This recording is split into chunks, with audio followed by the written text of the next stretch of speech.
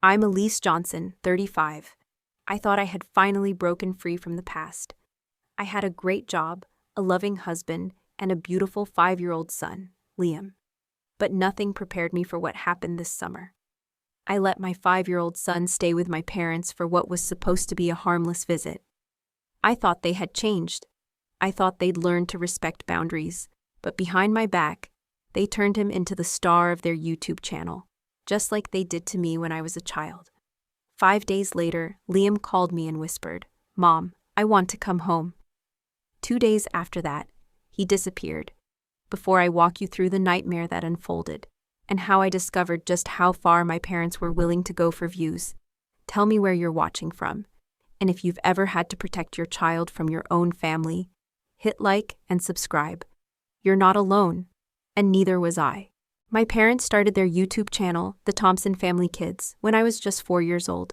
It began as a hobby. My dad, Greg, had always been into gadgets, and when YouTube rolled out monetization, he was one of the first in our town to say, "This is going to change everything." My mom, Sandra, was the organized one. She handled thumbnails, scheduling, community comments. They were a team. And I was their star, not by choice, but by default. I was their only child, and therefore the default subject of every video, every story, every relatable family moment they could package and post. At the beginning, it didn't seem like a big deal. The first video I remember was a clip of me trying to eat spaghetti with my hands. I was 4, so I thought it was hilarious. I didn't understand the internet or what it meant that people are watching. I thought the views were just numbers, and that the comments were little love notes from strangers who liked me. But it didn't take long before the filming became constant. We didn't just capture memories, we staged them. Christmas morning happened twice, once live, once for retakes with better lighting. If I tripped on the sidewalk, Dad would say, "Can you do that again? But slower, so I can get it?" I learned early that moments weren't moments, they were takes.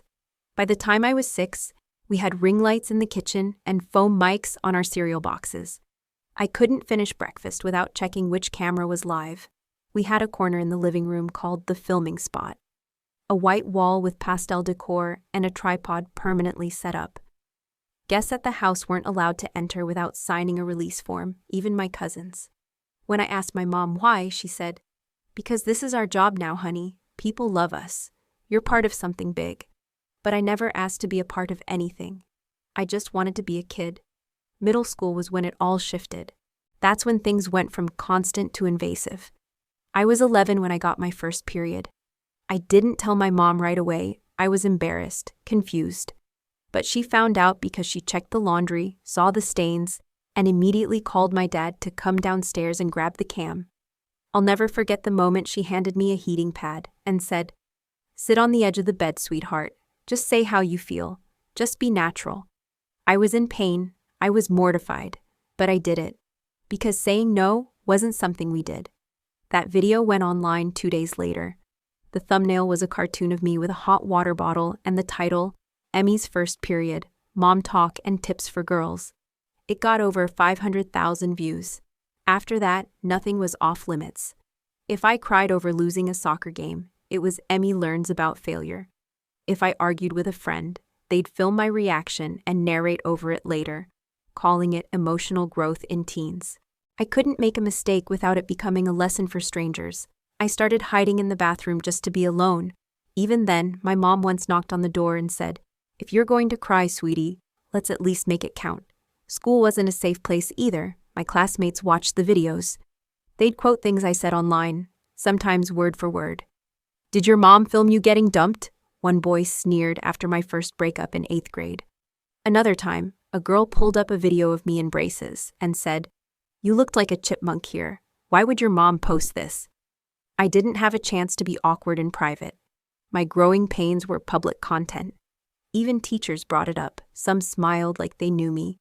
Others avoided eye contact like they didn't know what to say. Either way, I was never just Elise. I was always that girl from YouTube. I tried to speak up. I told my parents I didn't want to be in videos anymore. I was 13, and all I wanted was to stop being stared at, online or in real life. My dad said, "Do you think we can afford this house without you?" My mom said, "You don't get to walk away from this. We're a family." That word, family, was used like a leash. Anytime I tried to take space, to say no, they'd throw it back at me. "This is what families do. You're letting us down. This is bigger than you." So I kept going, smiling when I was told, crying when it made the story better. By high school, I had changed schools twice. Not because we moved, but because the teasing and the exposure became too much. It's hard to reinvent yourself when people already know your most embarrassing moments. And worse, they've watched them more than once. They have opinions, they comment. They clip and repost. Some people called me lucky. "At least you're famous." But I wasn't. Not in a way that gave me anything. I didn't make money, I didn't get choices. I just gave my life away, day by day, one video at a time. To this day, there are still thousands of hours of footage of me online. Laughing, crying, dancing, failing, none of it staged by me. Some of it I barely remember. Some of it I wish I could forget. I don't have normal photo albums or birthday scrapbooks. I have analytics, engagement graphs, comment sections that dissect my emotions. I didn't get memories, I got metrics. That's why, when I became a mom, I swore Liam would never be content. I take photos of him, sure, but they're for me, for Nathan, for our fridge, not a feed. I've spent my adult life building walls around his privacy because I know what it feels like to grow up without any. I thought I had protected him. I thought I had learned. But what happened this summer proved how easy it is for history to repeat itself. When people care more about views than about the people they claim to love. I was in 8th grade the first time I told them no. It wasn't a big moment, not at first. No screaming, no door slamming. It was just a Sunday morning, and my mom walked into my room holding a pile of clothes. "We're filming a morning routine video today," she said, laying out a cute pajama set on my bed. "Just a quick one. Brush your teeth, make your bed, smile a little." I was 13. I had a math test the next day. I hadn't slept well. I had acne breaking out along my chin and felt bloated from my period. I looked at the clothes, then at her, and just said quietly, "I don't want to." She froze. I don't think she even processed it at first. She laughed, awkwardly, and said, "Honey, it'll only take 20 minutes. I repeated, "I don't want to." Within 10 minutes, my dad was upstairs. He didn't yell, not right away. He stood in the doorway, arms crossed, and asked, "What's going on here?" My mom said, "She doesn't want to do the routine video." Then there was a pause. One of those heavy, cold pauses you can feel in your stomach. My dad stepped into the room and said, "Do you think we get to pick and choose, Elise? You think this is optional?" And then came the line I'll never forget. My mom looked at me, disappointed, almost heartbroken, and said, "Your father and I have sacrificed everything so you could have this stage, this life. And now you're too good for it?" It wasn't just a guilt trip. It was a turning point.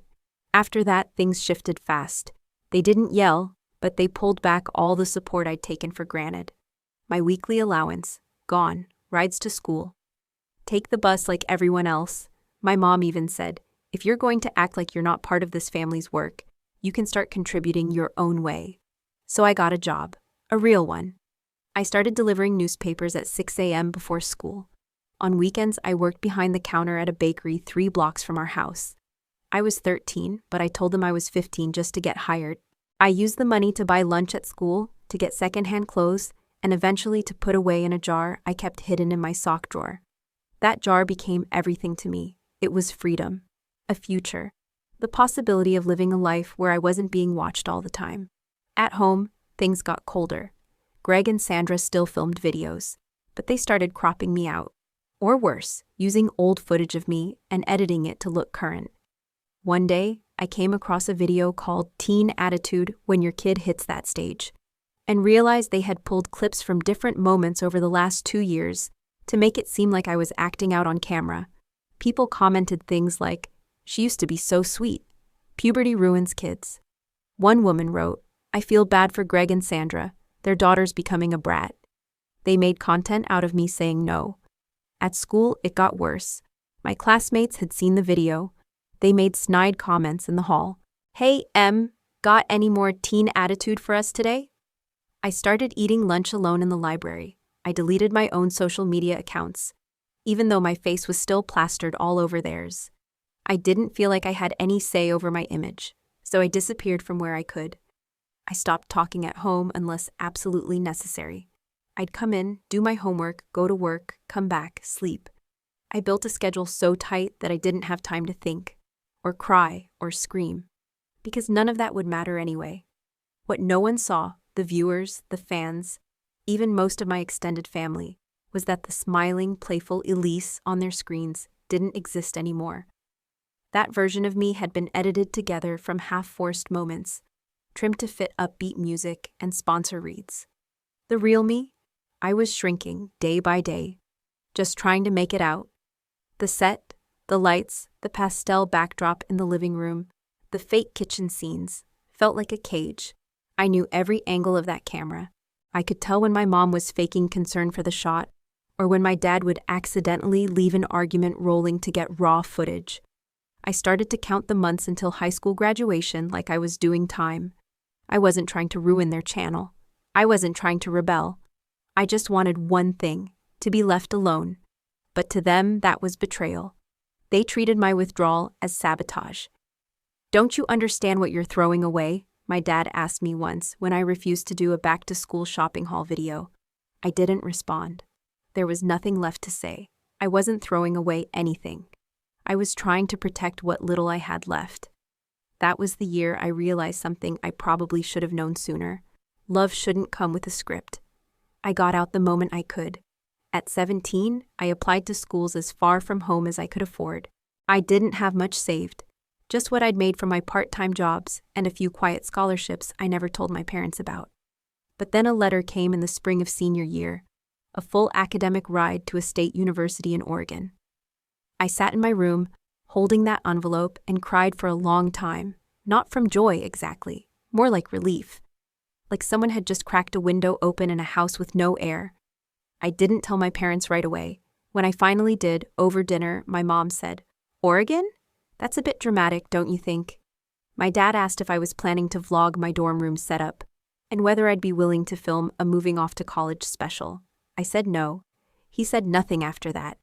Just left the table. They didn't help me pack. The night before I left, my mom handed me a flash drive. "Some of our best videos of you," she said, "so you don't forget where you came from." I never opened it. College was the first place where I wasn't Emmy from YouTube. No one knew who I was unless I told them. I could walk through campus without getting side-eyed or whispered about. I didn't have to smile for cameras or stage emotional growth. For the first time in my life, I got to figure out who I was without anyone watching. That's when I met Nathan. He was sitting alone in a coffee shop, typing something that looked very intense, but probably wasn't. We started talking over shared sarcasm about overpriced muffins. He didn't ask what I studied until our third conversation. He didn't bring up social media or subscribers or any of it. And when I finally told him, a few weeks into knowing him, that I grew up online, he didn't say, "That's so cool." He said, "That must have been exhausting." No one had ever said that to me before. Nathan saw me, the real me, not the version chopped into clips and paired with ukulele music. And that alone, that quiet recognition, meant more than anything. We stayed together through the rest of college. After graduation, we moved in together in a small apartment with thin walls and creaky pipes, and the kind of carpet that never looks clean. It was perfect. It was ours. When we got married, we eloped. No live stream, no curated wedding playlist, just us in a courthouse and a Polaroid camera. And when we had Liam a couple of years later, we made a promise, spoken out loud, clear as day, that he would never be content. He would never be a brand. He would be our son, not our storyline. We took photos, sure, but we didn't post them, not publicly.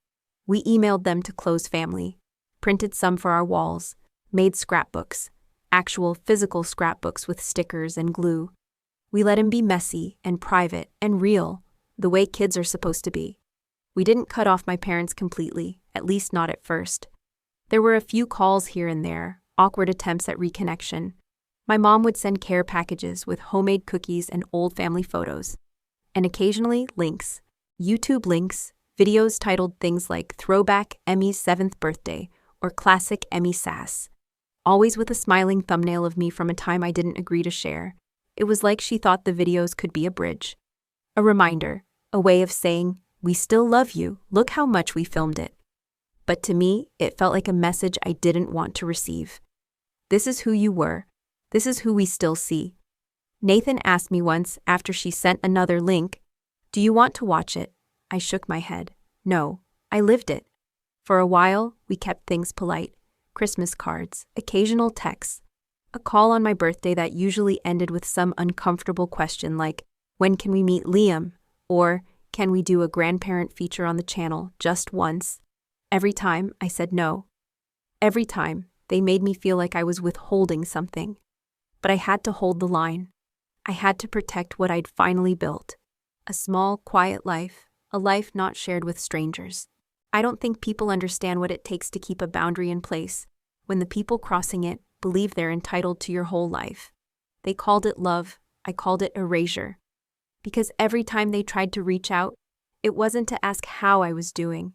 It was to send more footage, more clips, more of me I never asked to be reminded of.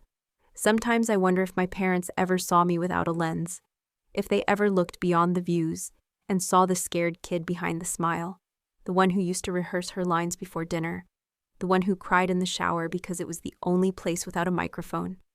I got out. I built something else, a home, a family, a space where no one has to perform. But even here, even now, there are days when the echoes still follow me. When I'm brushing Liam's hair and I catch myself thinking, this would have been a video, and I shiver, I shut the thought down. I hold him close, and I remind myself again, he's not content. He's mine. It started with a phone call in mid-May, right before school let out for the summer. My mom called first, casual like she was asking about the weather. We were wondering if Liam might want to stay with us for a little bit, she said. Just a week or two. Nothing big. Let us spoil him a little. She said it like it was harmless, like it was normal for grandparents to ask for time with their grandson. And maybe it would have been, in another family. But in mine, nothing was ever just what it seemed on the surface. I didn't answer her right away. She kept talking, said things like, "He'll love the lake, and we still have that old kiddie pool from when you were little." I heard something soft in her voice, something I hadn't heard in a long time, maybe regret. Or maybe strategy. I couldn't tell. Later that night, my dad called me too. "Elise," he said, "we just want to be part of his life. We miss so much of yours. Let us have this." There was a long pause. Then he added, "We're not asking to film him or anything. This is just family time." Nathan and I talked about it for a long time. I was hesitant. He knew that, but he thought maybe it was time to open the door a little. They're his grandparents, he said. Maybe this is their way of making things right. Maybe it's okay to let them try. I wasn't sure what to believe, but I wanted to believe they could change. I wanted to believe they could care about Liam without turning him into a storyline. So I made a clear boundary. No cameras, no recording, not even for private memory stuff. This is about being grandparents, not building content, I told them. They promised. I wanted to trust that promise. I really did. I packed Liam's overnight bag myself. He was so excited, bouncing from room to room, asking if he could bring all 5 of his favorite dinosaur toys. I said 2. We compromised at 3. I added a handwritten note for him in a side pocket. Just a little, "I love you, I'm proud of you" card. Because 5 days apart felt bigger than it should have. We loaded the car, made the drive to my parents' house. Same house I grew up in, same front porch where I'd once filmed a fake lemonade stand scene 20 years ago. That place hadn't changed much, but I had. When we walked in, my mom's eyes welled up with tears. "He's perfect," she whispered. Bending down to hug Liam, my dad picked him up like he was still a toddler and spun him in a circle. Liam laughed, pure and loud. "Papa smells like pancakes," he said. Nathan smiled at me. I tried to smile back, but my stomach felt tight. My mom put a hand on my arm and said, "You're safe to leave. He'll be fine." I nodded, but part of me didn't believe her. That night, Liam FaceTimed us from their living room. He was full of energy, telling us how he helped Grandma water the garden and how Papa let him eat a popsicle before dinner. He showed us a toy truck Greg had bought him and described it in detail for almost 5 minutes straight. I laughed for the first time all day. "I'm glad you're having fun," I said. He waved goodnight, then asked if Murphy, our dog, could come next time. I said we'd see. The next night, same thing. Big energy, big stories. They'd built a blanket fort and watched Finding Nemo in sleeping bags. Liam told us Grandma made dinosaur-shaped pancakes, but one of them looked like a bear with a long neck. I told him to take a picture. He said Papa already had. My smile faded for a second, but I didn't say anything. By night 3, he seemed more tired. His answers were shorter, but still cheerful. "We stayed home today," he said. "Grandma said it was too hot to go outside." He showed us a drawing he made, a messy stick figure family where everyone had names over their heads. Mine said Mom, his said me, and over a taller figure he wrote, "Not Dad." I laughed softly. "Who's that?" I asked. "That's Papa," he said. "He likes to hold the camera a lot." That comment stuck with me. After we ended the call, I told Nathan. He said maybe they were just taking family pictures. "You told them no video," he reminded me. "They wouldn't cross that." I wanted to believe that too. I wanted to believe it enough to not call my mom right away. I waited. On the 5th night, everything changed. Liam answered the call slower than usual. His face was more serious. He didn't run to show us a toy. He didn't start talking before the screen loaded. I asked, "Hey buddy, how are you?" He shrugged. "Okay." There was a pause. Then he whispered, almost like he didn't want to be overheard. "Mom, I feel weird." My heart dropped. "What kind of weird?" I asked. "I don't know," he said. "It's just loud here and busy, and I don't like it at bedtime. I want to come home." I tried to keep my voice calm. "You're not in trouble. You can always tell us anything. Do you want to talk more?" He looked over his shoulder, then back at me. "Not now," he said quietly. "Maybe later." After the call, I immediately rang my mom. She brushed it off. "He's just a little homesick, Elise. That's totally normal. He had a lot of sugar today." "Don't overthink it." I asked again if they were filming. She sounded annoyed. "No, we're not. Don't start this again." Nathan and I were supposed to leave for a short work trip in 3 days. We debated canceling, but it was non-refundable. Booked months ago, we agreed, reluctantly, that we'd go, stay only 2 nights, and pick Liam up the morning we returned. I told myself he was okay, that I was just being overly protective. I didn't know then that the clock had already started ticking. It was 1:12 a.m. when my phone rang. I remember the exact time because I was half asleep, and the screen lit up next to me. Mom was on the caller ID. My chest tightened. She never called that late. I answered quickly. Her voice was shaky, too calm in a way that felt wrong. "Elise, don't panic, okay? We can't find Liam." I sat up. "What?" She spoke faster. "He was in his bed when we went to sleep. I got up to check on him about 20 minutes ago and he wasn't there. We've looked everywhere, in the house, in the backyard. Greg's out driving around now." My mouth went dry. "You lost my son? Elise, please don't." I hung up and immediately shook Nathan awake. "Liam's gone." That's all I said. I was already grabbing jeans from the floor and pulling on a sweatshirt. We were in Los Angeles for a short work trip. 2 days. We were supposed to fly back tomorrow. Now, none of that mattered. Nathan was calling the police. I was texting our neighbor who lived across from my parents. She answered immediately and said she'd go over. Then I called my mom back. She was crying now. The doors were locked. We don't know how he's just gone. The next 2 hours are a blur of motion and nothing. Booking the first flight out. Driving to the airport in silence. My body was moving, but my brain couldn't catch up. All I could think was, I knew something was off. He told me. And I left him there anyway. At the gate, I texted my mom again. No updates. I called the local police department. They confirmed an officer had been dispatched. "He's 5, I told them. "He doesn't know the area. He has a speech pattern when he's scared. He talks fast and forgets words. Please find him." Nathan kept holding my hand, but I couldn't feel it. I couldn't feel anything, just the sound of Liam's last words on repeat. "I feel weird. I want to come home." By the time we landed back in Portland, it had been almost 8 hours since he was reported missing. 8 hours. That's enough time for someone to be in another state, another country. I couldn't breathe. My phone rang again. This time, it wasn't my parents. It was an unknown number. A woman's voice came through, steady, calm. "Hi, is this Elise Johnson? I think we have your son." I stopped walking. "What?" She explained she was a nurse. Her husband had found a small boy wandering near a rest stop just outside town. The boy had been with a man who looked confused, she said, off. Something about it felt wrong to them, so they approached, and the man took off. Liam was left standing there alone. He told them my name, my number, our dog's name. He told them he was waiting for his mom to pick him up. They brought him to the nearest urgent care to check him over just to be safe. He was okay, physically. I dropped to my knees in the middle of the airport. Nathan crouched beside me. I remember saying, "He's safe. He's safe." Oh my God, but I didn't feel relief. Not completely, not yet.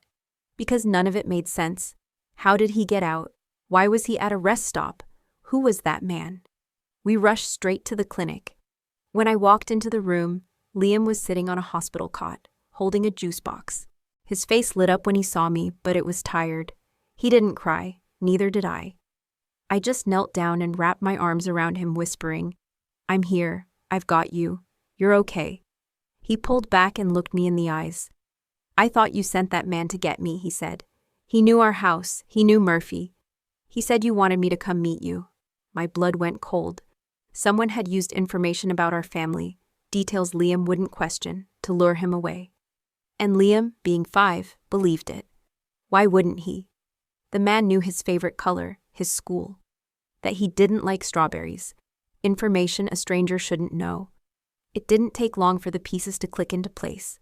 Liam hadn't shared that with anyone outside our home. We hadn't posted it. But Greg and Sandra? They knew it all.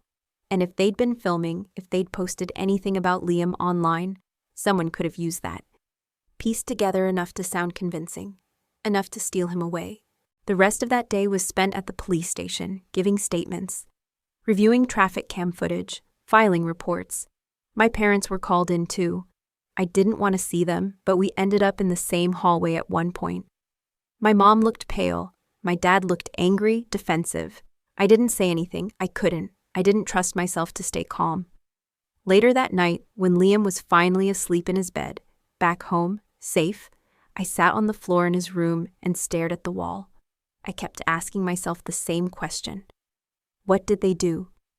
The next morning, I called my mom. I didn't plan what to say. I just knew I needed answers.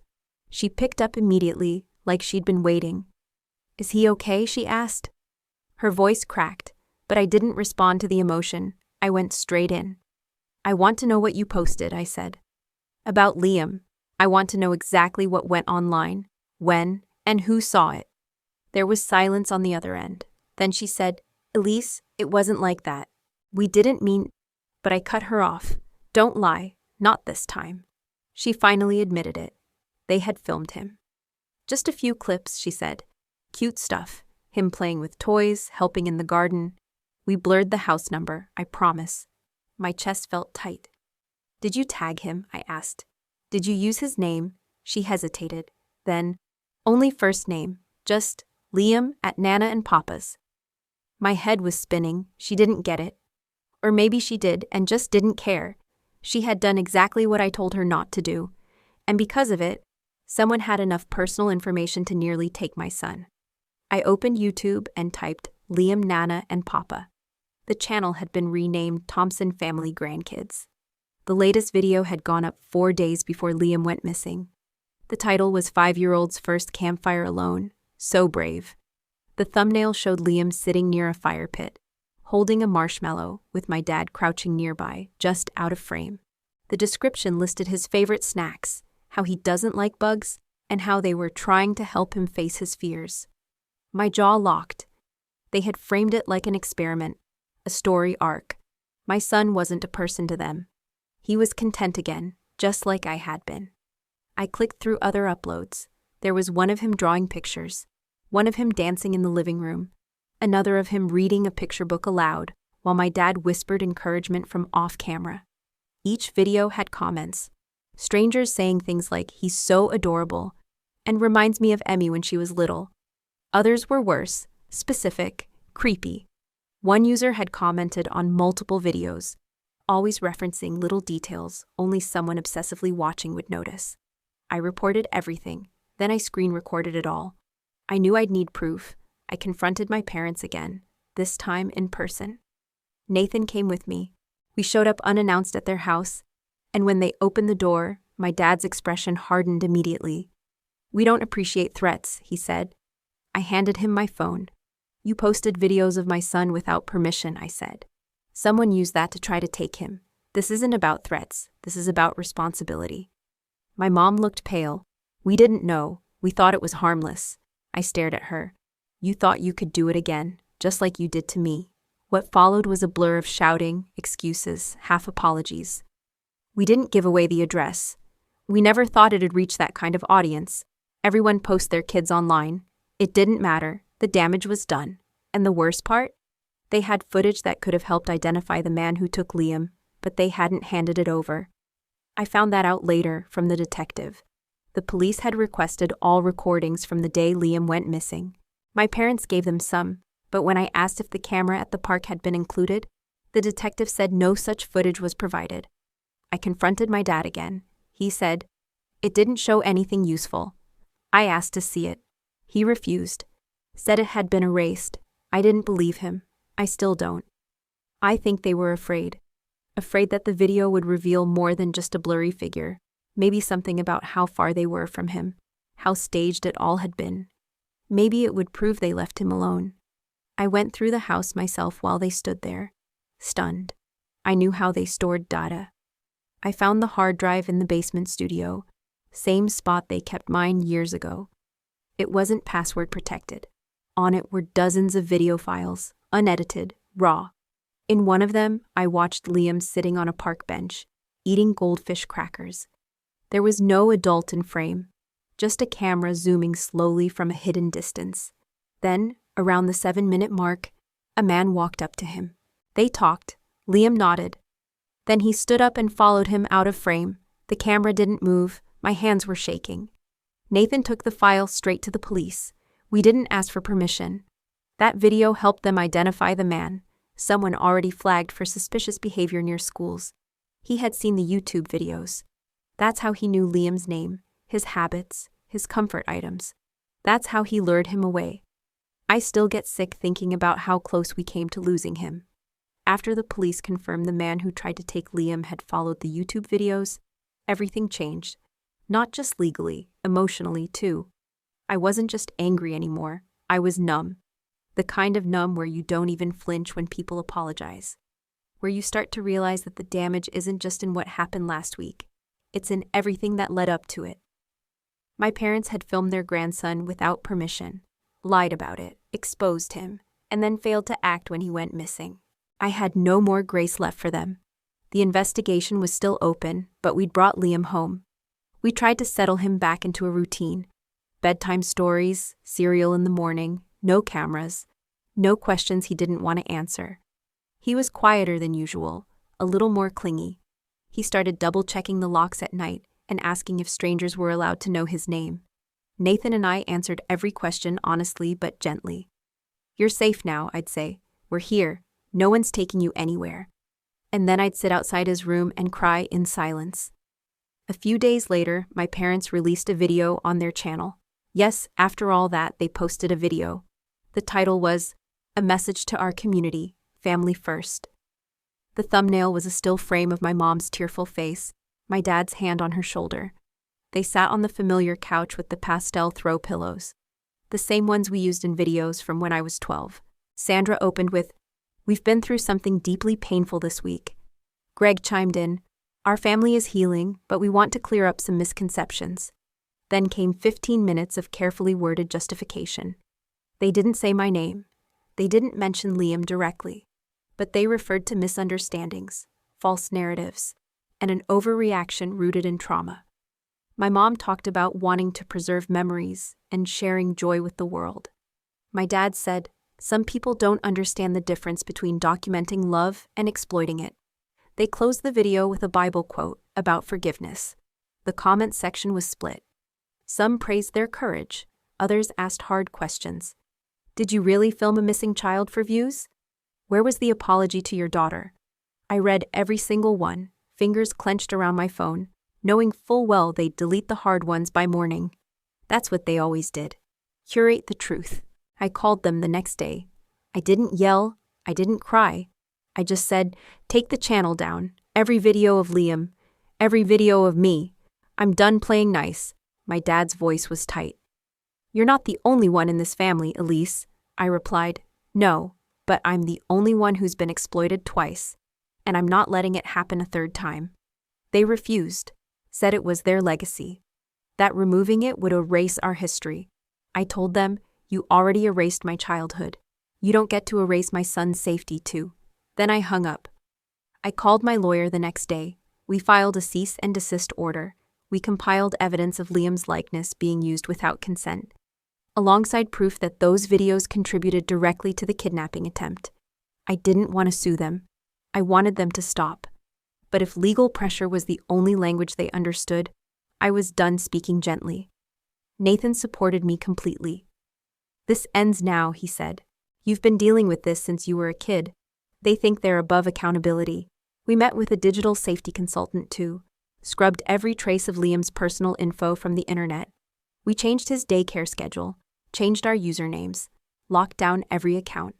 It felt like we were moving through a fog, grieving something that never should have been allowed to happen. What hurt most wasn't just the betrayal. It was how natural it was for them, how easily they slipped into damage control. They were more worried about their followers than about their family, more worried about optics than honesty. Even when faced with what almost happened, how close we came to losing Liam, they still found a way to spin it, to center themselves. I started watching old videos they'd made of me, not for nostalgia, but to study, to see what they missed, what they ignored. In one video, I was 10, crying because I didn't want to wear a costume they'd picked. My mom laughed it off, said, she's just being dramatic, and kept filming. In another, I was 13, trying to cover my face after a dentist visit. My dad zoomed in. Smile for the vlog, Em, he said. Even as I shook my head, I saw it clearly now. They never stopped long enough to ask what we wanted, only what would get views. And that realization broke something in me, not just as a daughter, as a mother. I walked into their house one last time on a Saturday morning in July. The front door was unlocked. It always was. The same flower-patterned rug from my childhood was still in the hallway. I stepped over it. My parents were in the living room, mid-conversation with someone on a video call, probably a brand manager or one of their longtime viewers. When they saw me, my dad muted the laptop. My mom stood up slowly. Elise, we didn't know you were coming, I said. I didn't come for a visit. I handed them a manila envelope. Inside was a formal letter from my lawyer, a cease and desist reinforced by a pending civil complaint. This is legal now, I said. I asked nicely, you ignored me, I warned you, you kept filming, so now I'm done asking. My dad flipped through the papers, mouth tightening. You're suing us, he said, like he couldn't believe it. After everything we've done for you? My mom sat down hard on the couch, her face pale. Why would you do this to your own parents? I looked at her dead on. Because you already did it to me, and now you did it to Liam. My lawyer had laid it out clearly. Continued use of Liam's image, monetization of unauthorized footage, public disclosure of private details, all of it in violation of his right to privacy. I had time-stamped evidence, saved comments, metadata from uploads. I wasn't bluffing, and I wasn't afraid anymore. This isn't revenge, I said. It's protection. I gave you a chance to fix it. You doubled down instead. Greg tossed the envelope onto the table. So what, you just cut us off? Forever? I didn't answer right away. I let the silence sit. For years, I'd walked a tightrope with them, trying to be respectful, careful, hoping they'd change if I softened my tone or explained better. But it was always the same cycle.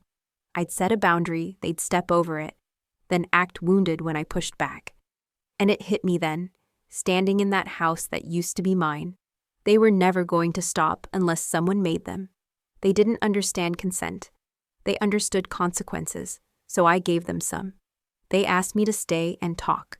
I said no. I had nothing left to explain. This is your notice, I told them. If you keep filming Liam, if any video with him stays live, We'll take it further. A full suit. We're prepared. I turned to leave. My mom's voice cracked behind me. We just wanted to be part of his life, Elise. I stopped at the door. You could have been, I said. But you wanted an audience more than a relationship. That night, they took down the videos. Not just of Liam, but dozens of others too. Old clips from when I was a teenager. Family vlogs from holidays. Anything with my face. Some of the content was over a decade old, still racking up views. It was gone in 24 hours. I didn't say thank you, it was overdue. The takedown got noticed. Their followers asked questions. Rumors started in Facebook parenting groups. A few online watchdog channels began speculating. I stayed quiet. I wasn't interested in drama. I didn't need the internet to weigh in on my pain. But what did matter, what always mattered, was Liam. I sat him down carefully and explained in simple words why he wouldn't be going back to Nana and Papa's house. Sometimes, I said, even grown-ups break important promises, and when that happens, we have to make a choice to stay safe. He nodded. Asked if Papa still had his dinosaur drawings. I said, not anymore. He looked relieved. Nathan and I spent the next few weeks creating a new kind of rhythm for our family. We took Liam to the zoo. We built a bookshelf together. We enrolled him in a swim class and watched from the bleachers like every other parent. No phones, no uploads, just presence. Some nights, after he went to bed, I would scroll through old footage, not the public videos, but home clips Nathan and I took when he was a baby. First steps, first words. I kept those private, and they felt sacred. I stopped returning my parents' calls. Not out of spite, but for peace. They sent long emails, defensive, confused, saying things like, you'll understand when Liam is older, or, we never meant to hurt you. But meaning doesn't undo impact. They had 20 years to figure out the difference between parenting and performance. They chose an audience. I chose my son. A week after the videos were taken down, I received a message on Instagram from someone I didn't recognize. Her name was Rachel Evans. She introduced herself simply. Hi, I don't know if you remember me. We used to live 3 houses down when we were kids. I just saw part of your story online. I think I need to tell you something. My stomach tensed as I read it. I clicked on her profile. No public posts, no followers. Just a private account and one direct message waiting to open the door to something I wasn't prepared for, but somehow had always sensed was coming. Rachel told me she used to play in our yard when we were about 8. Her mom had been friends with mine briefly, before things got weird. One time, she wrote, your parents filmed us playing with chalk on the sidewalk. I didn't know we were being recorded until it showed up on YouTube. My face, my name, even my dog. They never asked my mom. She was furious. But when she confronted your dad, he told her to calm down, that it was harmless, and that she should feel lucky her kid got screen time. My eyes burned reading that. Rachel ended her message with, I never really forgot it, but I always thought maybe I was the only one. I wrote back right away, told her I remembered her and her golden retriever named Max. She laughed in reply, then got quiet again. She said her mom pulled her out of our playdates not long after that, but no one ever talked about why. She hadn't told many people this before, but seeing what happened to Liam made something inside her shift. I just thought, maybe you should know. The next day, I got another message. Different person, different story, a former babysitter who worked in our house one summer. She said she once caught my dad editing video footage of me crying, footage he said he accidentally left recording. She asked him to delete it. He told her it was just for backup. She quit a week later, but never said anything because she was 16 and afraid no one would believe her. Then there was a comment on one of my older private posts, someone from middle school. I always felt sick watching your channel. We all did, but no one knew what to say. What started as one message became 5, then 10, then more. Old friends, classmates, neighbors, people I barely remembered. One woman, now a mother herself, said her younger brother had been in one of our family skits when he was 6. They made him pretend he was lost at the grocery store. It was fake, she wrote, but he cried for real. He didn't understand it was acting. He thought you guys had left him. The video stayed online for years. I hadn't known, or maybe I had somewhere deep down. Maybe I had seen glimpses of their discomfort, heard the hesitation in their voices back then, but I'd been too inside the system to name it. It was just the way things worked in our house. Everything was content. Everyone was a prop. If you didn't like it, you were making a big deal. If you said no, you were ruining the vibe. The more I listened, the clearer it became. My parents didn't just fail me. They had quietly harmed others too. In small ways that added up. Violated trust, recorded without asking, framed real emotions for entertainment. And every time someone pushed back, they minimized it, laughed it off, wrapped it in words like family and fun. But it wasn't fun for the people who didn't get to opt out. It wasn't family when you were just background noise in someone else's highlight reel. I sat with that for days. I kept reading every story that came in, replying when I could, saving what I needed to for legal documentation. But privately, something else was happening. I was grieving. Not just what was done to me or to Liam, but the entire narrative I'd clung to for years. That maybe my parents had just made some mistakes. That maybe their intentions were good. That if I just explained myself better, they'd change. But this wasn't just about intention anymore. This was about harm, repeated, widespread, and willful. One night after Liam fell asleep, I sat in the living room and told Nathan everything. He listened without interrupting. At the end, he said, "So, what now?" And I realized I didn't know. There was no easy resolution, no courtroom apology or viral redemption arc.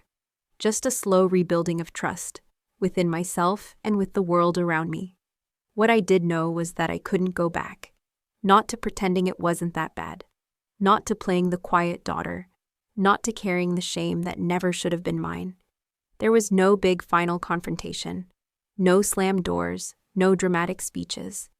Just a quiet week where I finally let go. After the messages, after the legal paperwork, after the realization that it wasn't just about me anymore, I started removing things.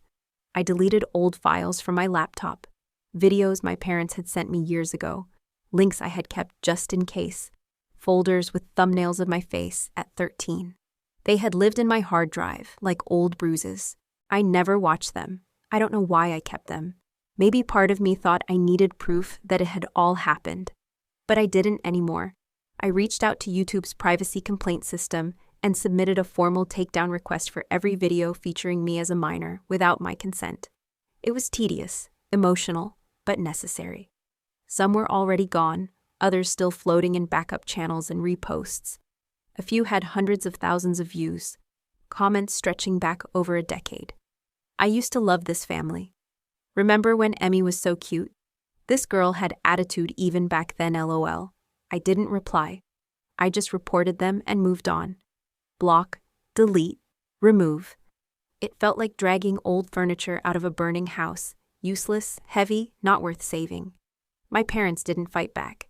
Maybe because they knew they had no case. Maybe because they knew I meant it this time. We haven't spoken since the day I handed them the legal notice. No calls, no emails, nothing. Sometimes I wonder if they're waiting for me to break first. But the silence is healing. It's the first boundary they haven't tried to bulldoze.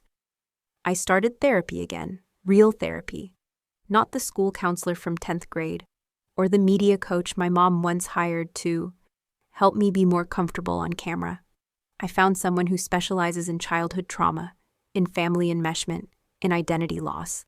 The first session, I spent most of the hour trying to explain what it was like growing up without a door that locked, without a meal that wasn't filmed, without a single moment that didn't have a second take. She just nodded and said, "That sounds exhausting."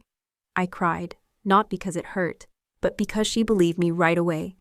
At home, things got simpler, happier even. Liam settled back into himself. He laughed more, slept through the night again, started drawing pictures where the stick figures had names like Mom, Dad, me, and Murphy the dog. No papa, no cameras, just us.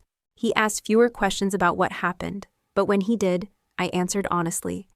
I told him he was smart and brave, and that what happened to him was not his fault. We gave him choices again. What to wear, what to eat, when to talk. That mattered more than anything. After years of having my choices stripped from me, I finally understood just how sacred they are. Nathan was my anchor through all of it. He never once said, "I told you so." Even though I knew he'd had doubts from the beginning, he let me unravel, then rebuild. Some nights we'd sit on the couch, no words, just silence between us. Other nights we talked about moving, maybe out of state, maybe just to a quieter neighborhood. A fresh start. We didn't make any big decisions right away. For now, it was enough just to be still, together. One afternoon, I went for a walk by myself. No phone, no earbuds, just me. I passed a small park and saw a dad helping his daughter ride a bike. She fell, scraped her knee, started to cry. He didn't film it. He didn't turn it into a lesson. He just knelt down, hugged her, and waited. And for some reason, that moment hit me harder than anything had in weeks. Because that's what parenting should look like. Not a story, not a brand, just being there. Later that night, I sat down and started writing this story. I didn't know at first if I'd share it. I just knew I needed to put it somewhere, to take it out of my chest and lay it down in words. What started as a private journal entry turned into this series, this video, because I know I'm not the only one, and because maybe someone watching right now is still stuck in a house where everything gets recorded and nothing gets respected. There's this idea that every story needs a perfect ending, a resolution, a reunion, a moment where everyone hugs and says, "I'm sorry," and it actually changes something. I used to wait for that. I thought maybe if I said things the right way or gave enough time, my parents would realize what they'd done, that they'd look at me and finally see the cost of everything they filmed. But that moment never came. And now I know, it probably never will. It's been 6 months since we cut contact. Liam hasn't asked to talk to them in a long time. Occasionally, he'll say something like, "Remember when Grandma let me have 3 pancakes?" Or, "I liked the frog statue in their backyard." But that's it. He remembers pieces, like souvenirs from a place we don't visit anymore. And honestly, I'm okay with that. I used to worry that cutting them off would somehow rob him of his family. But what I've learned is that family isn't just blood. It's not who's in the photos. It's who shows up and who doesn't sell you out for a like. Nathan and I decided not to move, at least not yet. We painted Liam's room a new color, took a break from social media. We planted tomatoes in the backyard and let Liam name each one like they were pets. We started doing Friday night pancakes, no phones. Just the 3 of us sitting on the floor, syrup everywhere.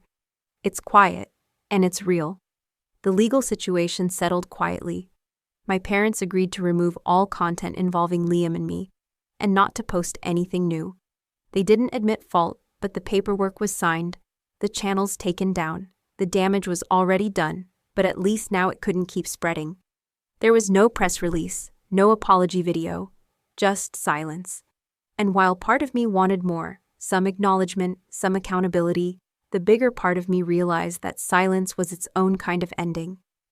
The chapter closed, even if the wound still itched. I get messages every day now, from people who grew up in front of cameras, from teen influencers who were managed by their parents, from grown adults who only recently realized why they flinch when a phone turns toward them. Some just say, "Thank you." Others say, "Me too." I read them all. I answer when I can. And every time I'm reminded that this wasn't just my story. This is a generation's reckoning with what it means to be visible too soon, too often, with no say. There are still hard days. Sometimes I dream about being filmed again, about smiling through tears, about lights and microphones and someone saying, "Just one more take." I wake up sweating. Other times, I feel waves of guilt, like maybe I went too far, maybe I broke something that can't be fixed. But then I remember Liam. I remember his voice that night. "Mom, I feel weird." And I know exactly why I did what I did. I protected my son. I ended a cycle. That matters more than anything. And here's what I've learned, after all of it. You don't have to let someone keep hurting you just because they're family. You don't have to share your child with the world to prove you love them. And you're allowed to grow up and rewrite the rules, especially if no one ever wrote them to protect you in the first place.